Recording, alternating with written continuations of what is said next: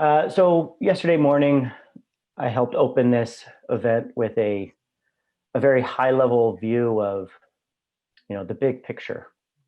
And now I want to bring it in a little bit tighter on what I guess you could call a case study or an actual shovel-ready project. Um, uh, we've got action right now, and we're looking to expand quite a bit. And I'm keenly interested in some opportunities here in the Western region. So here's a presentation on leveraging the existing infrastructure in California to sustainably produce 250,000 tons of biochar annually within 5 years or less. Okay, California needs woody biomass management solutions on a large scale. This has been exemplified by the mega fires, the catastrophic wildfires that we've been experiencing this summer um, and for the last several years. The forests are in a state that is less than optimal, and there are a large number of different management techniques to get us to a healthier place. The end result is a lot of biomass. So that's one of the areas we're focusing on. So what is this forest biomass that we're talking about? Um, the idea is not necessarily to go and harvest the forest for all the biomass standing, but to help create healthier forests and healthier ecosystems. So there's already current management practices that have been going wrong for a long time, and of course modifying as we learn mistakes of the past and adapt. So right now, it's very common to find overloaded fuel, forests that are overloaded with fuel, like and you see in this picture above. And then also in the picture below, they'll thin and they'll do fire hazard reduction. And as you can see here in this picture from the Sierra Institute, piling and subsequently burning is a common method for disposal of biomass without a material outlet. Let's be that material outlet. Let's start utilizing that material for biochar instead of just burning it. And that's what we're doing. And that's what I want to talk more about. Ag biomass. This is kind of a picture of a very standard practice. Here's almond trees. This is an orchard that had reached kind of, it was past its peak performance. So they rip out all the old trees to replant new ones. They just rip them all out, pile them up, and burn them down to ash, and then replant the field. This could be biochar instead, and I think should be. Here's a soil map of California. There's some amazing resources we have now. So this is, I looked at sand between 0 and 25 centimeters in the topsoil. Areas you can see here, I've highlighted with the red arrows. These are the high sand soils, really coarse soils. These soils have been shown to have very good responses to biochar applications, dramatically helping with water holding capacity. As you can see throughout California, these light colored, what's shown on the map in these light colors, yellow and up to kind of a teal kind of color, there's quite a bit of soils that would be ideal for biochar applications. Sand soils are not the only ones that benefit from biochar applications. Clay soils can often be very heavy and have a hard time accepting the rain when it falls. And also, because they're so compacted, can have a hard time properly managing the water that's even there. Biochar applications can really help with clay soils as well. So here I've kind of shown again, the yellow to teal shows a lot of clay soil regions that could greatly benefit from biochar applications. Here's a map of active and idle biomass power plants in California. This is part of our strategy. Instead of building brand new, and I've done that, plenty of that. Well, not plenty, but some. Enough to know that it's a lot of work getting that stuff permitted, getting it built, getting the funding, and also the technologies. There's a lot of new technologies out there, but again, it's very attractive, and this has been the focus of my company, is utilizing existing infrastructure, which gives us low capital expenditure and quick time to market for high levels of biochar production. So here's a map of existing biomass power plants, active and idle in California, that could be utilized for biochar production. In California, there's also obligated carbon markets and a net zero by 2045 promise. Um, that can be a great resource for getting things done. We got the California cap and trade and also the low carbon fuel standards. Here's one of the biomass power plants that's been modified for biochar production. As you can see, this is not small. We're dealing with large equipment here, and it's fairly rudimentary to do some of the initial modifications for biochar production. Here's another angle of the same facility. I don't know if you can see my cursor here, but on the left in this big blue house, that's where the generator is. In the middle here, this is basically the big furnace making heat to steam turning the turbine.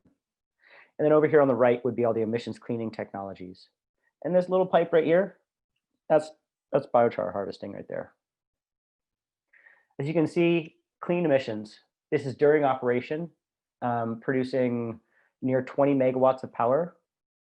And you can see the emissions from one small pile of biomass are often much more opaque than what you'd see coming out of here.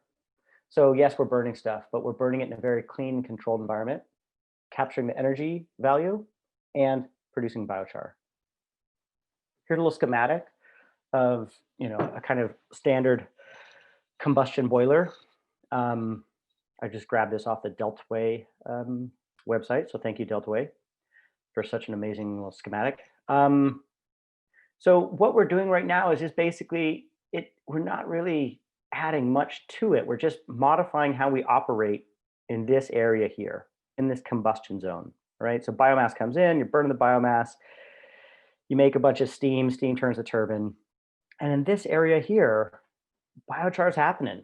And what we are looking to do is to maximize the biochar production potential in that zone and also to be able to harvest it clean.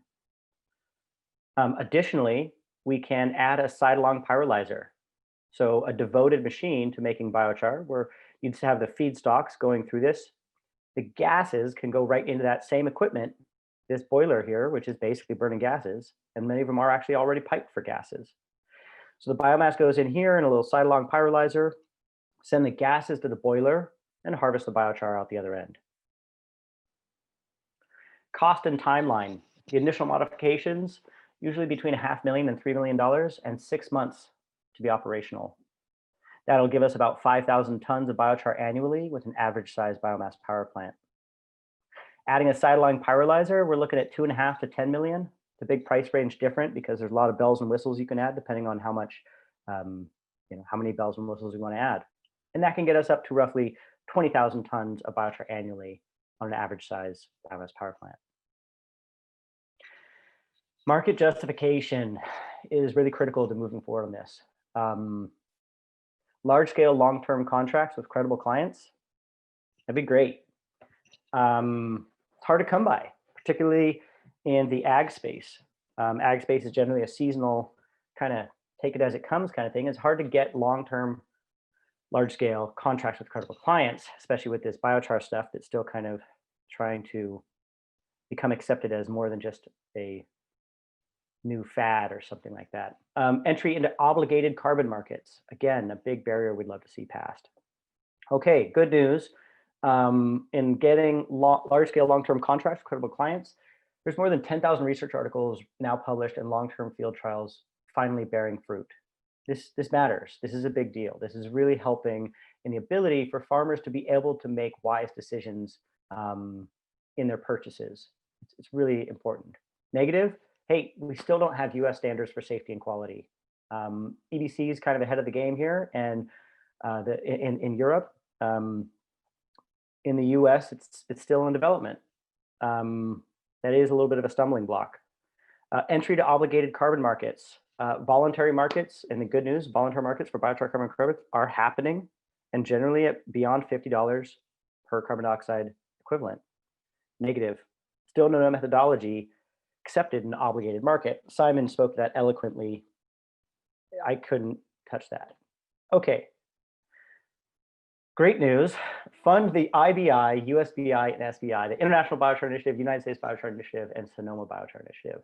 Fund these organizations, and we can help remove some of these big negative stumbling blocks here, helping get us US standards for safety and quality and get methodology accepted with obligated markets.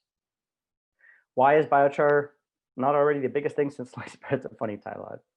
Anyways, there's some things here that I think are really important to talk about, and I talked about this yesterday as well, is time and borders. Biochar is a material that can add value for 1,000 years or greater. But generally, it's being measured on a scale of how much it can give us in 2 years. And generally, the decisions are made upon, can I get a positive ROI in 2 years, or maybe 5 if you're lucky? We can solve that, and we should solve that. It's just a financial tools we can develop to help us get it beyond that. Borders. Biochar offers benefits to humanity, benefits far beyond the borders of the farm, yet it's only valued for the benefits within the borders of the farm. Carbon credits are a way to solve that. All right, okay. Talk about this a little more here.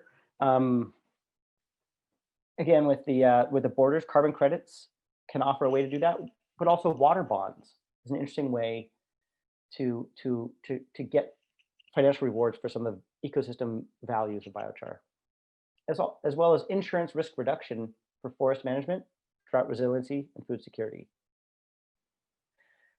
What does this look like at scale? Well, let's take a look. Last year, we developed the big California biochar model. It's big. There's a spreadsheet. I highly suggest you go check it out, a worksheet we developed, and a 17-page narrative describing the context and how it works. And this was basically developed because a lot of the forest management groups in the Western region had been asking this. And again, I paraphrase here, hey, biochar guys, we have this overload of forest biomass to deal with. Can you handle it? All of it. And it was a very interesting question. So that began the process of developing this spreadsheet to answer that. Can we handle it? What if? What if we had to accept all of that? So we have all our inputs here, all our biomass, and then we have our outputs over here to try and measure. Can we do it? So basically, yes, we can. And then we expanded upon this because it was so interesting, all the different values that start spilling off of this as well. So using this model is a great way to look at our scaling. So here's with one power plant fully converted. We can cover 3,000 acres of land per year. And just with this one power plant fully converted, it's going to take us, looking at this line right here, I hope you can see my cursor, but the first red arrow is, it's going to take us about 8,000 years until we cover all of California's ag land. That's just the ag land, not considering the forest or any of the other. With that one plant, we're going to get 84,000 tons of carbon dioxide sequestered. Potentially also reducing carbon dioxide emissions through compost and or manure management by a very large number as well, and also adding about $750,000 in water reservoir value. California needs to expand their water reservoirs. We can expand the water reservoir capacity in the soil. And so using the basic metrics of average cost to expand California water reservoirs, we've estimated that to be about $250,000 value. Here's what 8 power plants looks like fully converted. This is our goal for the next 5 years. This is how we get to roughly $250,000 tons of biochar production. At that scale, we're covering 25,000 acres of land per year, getting 670,000 tons of carbon dioxide sequestered with a $6 million water reservoir value. Okay, this is where we're aiming to hopefully get towards in the next 5 years. And again, looking at the time till 100% coverage of ag land, even at that scale, it's going to take us about 1,000 years till we cover all of California's ag land. So we can really start with the poorest soils first that have the greatest room for improvement. And then what would it look like, just hypothetically, what would it look like if we took 100% of the forest biomass that is being considered problematic, that needing to be dealt with?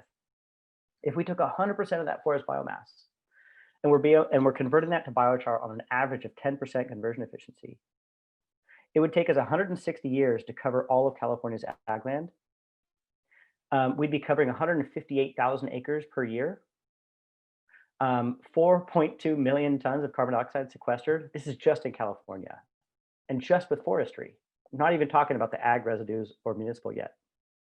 And with a $38 million of water reservoir value added each year, and again, I'm sorry, this is annual, so 4.2 million tons sequestered annually.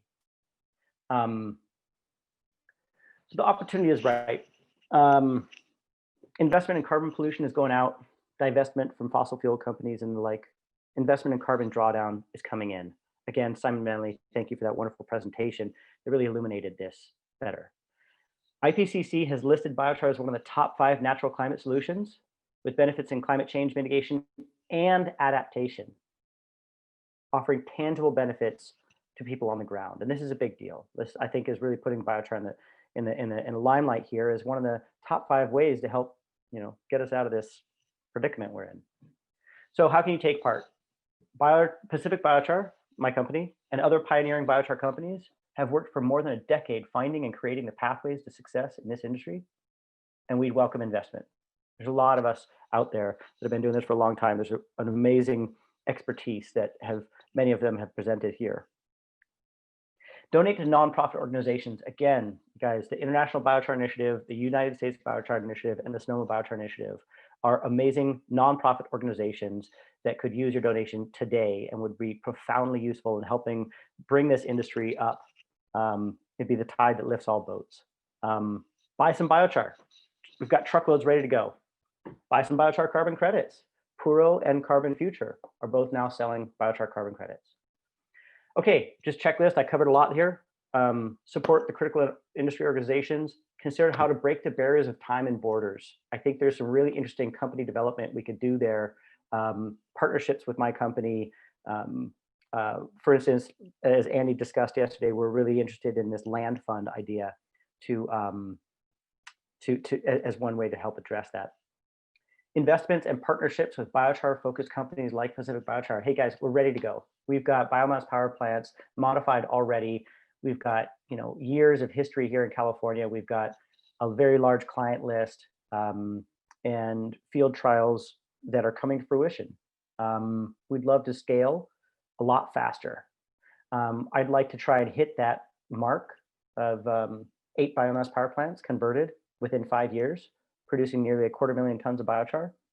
And I'd love to partner with you guys to help do that. So thank you very much. You can reach me at josiah@pacificbiochar.com. You can check out the website, pacificbiochar.com. There's a lot of resources and more information there.